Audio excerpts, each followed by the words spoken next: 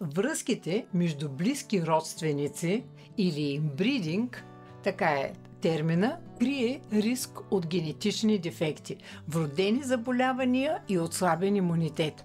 Исторически пример, например, е династията Хабсбург, където кръвосмешението води до физически и психически аномалии. Може би сте чели за това. Подобен ефект се наблюдава и при животните, например при булдозите. Те, когато са отглеждани с близко родствени кръстоски, често се срещат при тях дихателни и ставни проблеми.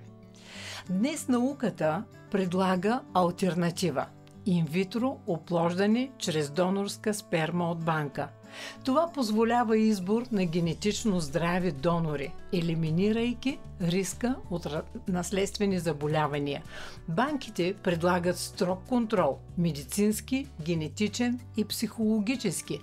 Така технологиите побеждават природните капани на инбридинга и дават шанс за здраво потомство, но опасността идва от това дали децата не са от един и същи донор и те да не знаят това. Това са предизвикателствата на 21 век. Ето защо се опитвам да ви информирам по различни теми. Ето защо толкова държа на профилактиката и природната медицина.